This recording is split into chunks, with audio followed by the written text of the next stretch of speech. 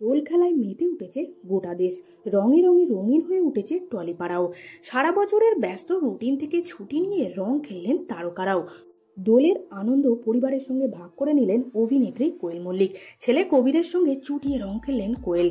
পরনে হলুদ T shirt ও জিন্সে ছেলে কবির এবং আরও একদল বাচ্চাদের সঙ্গে দোল খেলতে দেখা গেল কোয়েলকে।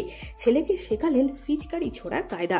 অন্যদিকে সোশ্যাল মিডিয়ায় অঙ্কুশের সঙ্গে মারামারি ভিডিও শেয়ার করে মিমি লিখেছেন, হ্যাপি হোলি। ও হ্যাঁ, আমরা হিংসা ছড়াচ্ছি না মোটেই।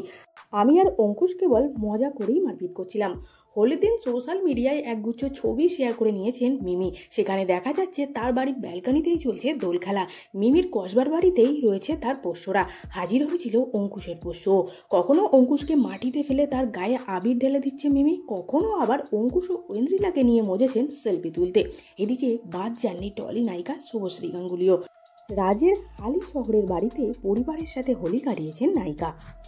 হালি শহরের এই বাড়ি রাজের খুবই প্রিয় জায়গা। ইউএনের অন্নপ্রাশনের আয়োজনও হয়েছিল এখানেই।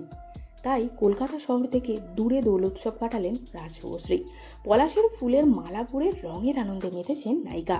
হোলিতে শুভশ্রীর পোস্ট করা ছবিতে দেখা যাচ্ছে দু হাতে আবির নিয়ে সবাইকে রং লাগাচ্ছে ছোট্ট ইউভান।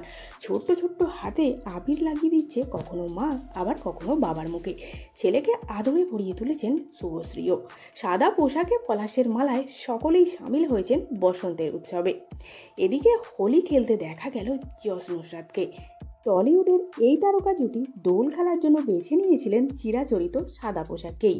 আর একদিকে দেখা গেল টলিপাড়ার অন্যতম হ্যান্ডসাম নায়ক আবির চট্টোপাধ্যায়কে পরিবারের সঙ্গে হোলি খেলতে। 8 থেকে 80 সবার ফেভারিট আবির চট্টোপাধ্যায়। এক কথায় বং ক্রাশ তিনি। কিন্তু নিজের ব্যক্তিগত জীবন নিয়ে কথা বলতে ভালোবাসেন না আবির। আবিরের পাশে তার স্ত্রী নন্দিনী কতটা মানানসই সেটা নিয়ে এখনও কটাক্ষের মুখে পড়তে হয় নায়ককে। তাদের একটি কন্যা সন্তানও আছে, কিন্তু তারা মেয়েকে সেভাবে প্রকাশ্যে আনেন না। আবিরের একমাত্র মেয়ের নাম হলো ময়ূরাক্ষী। ভিডিওটি ভালো লাগলে লাইক করতে ভুলবেন না। বিনোদন জগতের এরকমই নতুন নতুন আপডেট পেতে চ্যানেলটিকে সাবস্ক্রাইব করে সঙ্গে থাকুন।